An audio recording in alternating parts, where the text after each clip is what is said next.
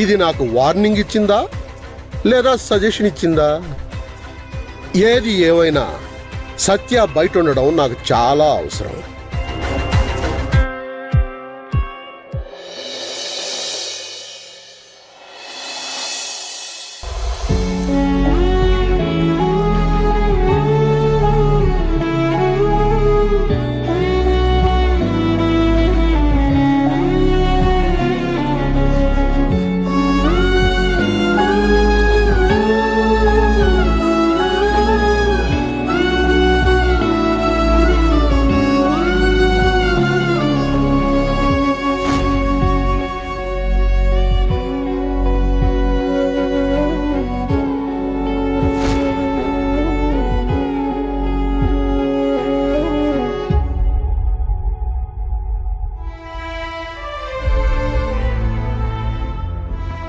నువ్వు ఎప్పుడైతే మినిస్టర్ మీద కంప్లైంట్ ఇచ్చావో అప్పుడే నాకు అర్థమైంది నీకేదో ఒక థ్రెట్ ఉంటుందని.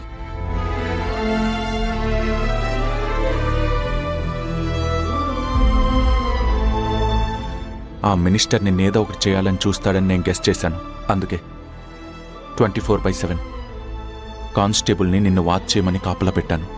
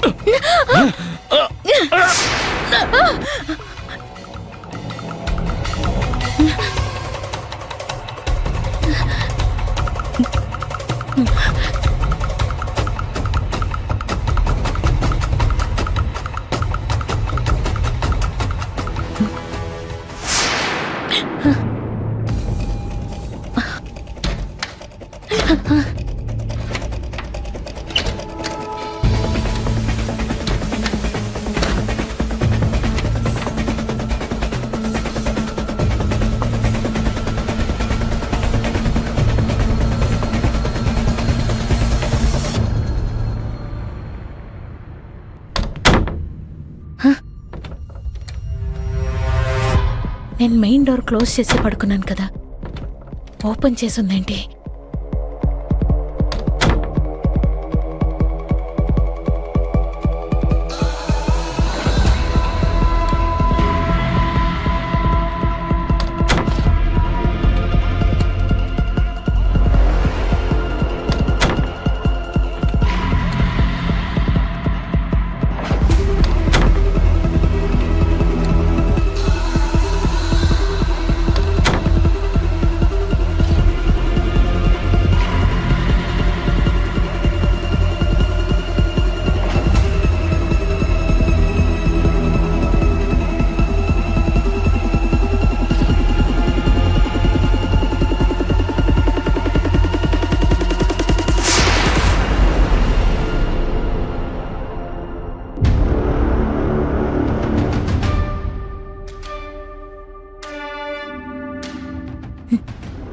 బయట ఎవరూ లేరు కదా.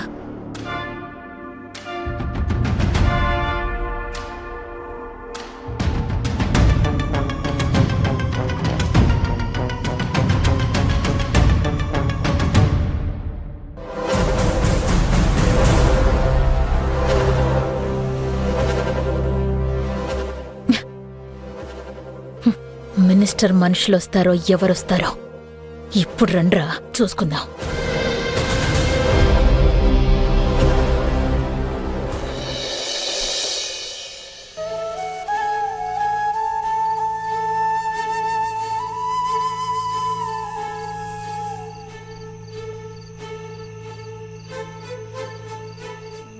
విక్రమ్, ఎందుకు ఇంటి బయటే నిల్చున్నావు?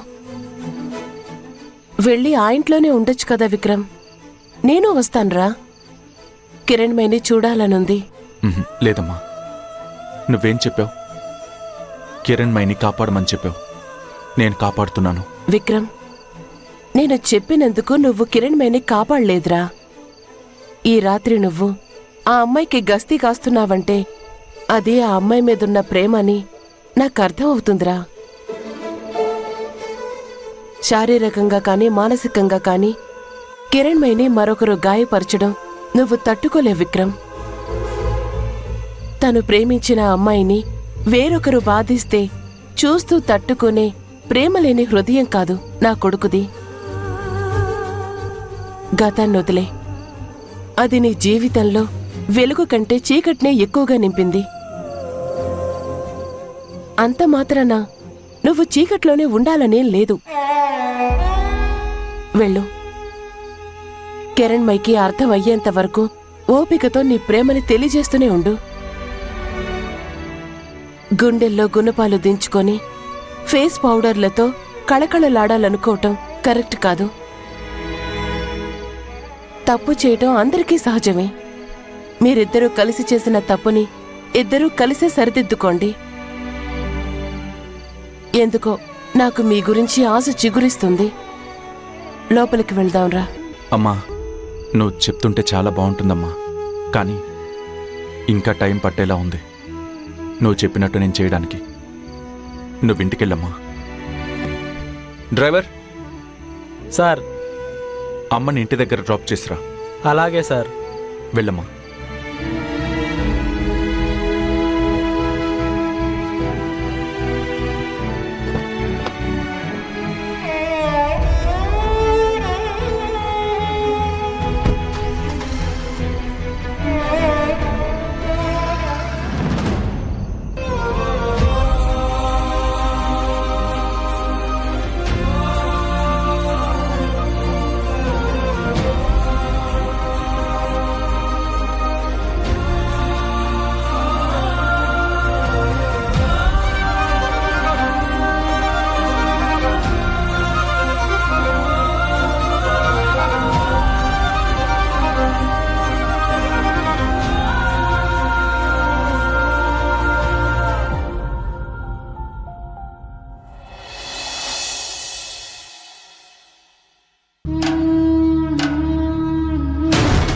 పదవి కోసం మీరు, పంతం కోసం మా ఆయన అరెస్ట్ చేయడానికి మా సిఐ గారు వెయిట్ చేస్తూ ఉన్నారు.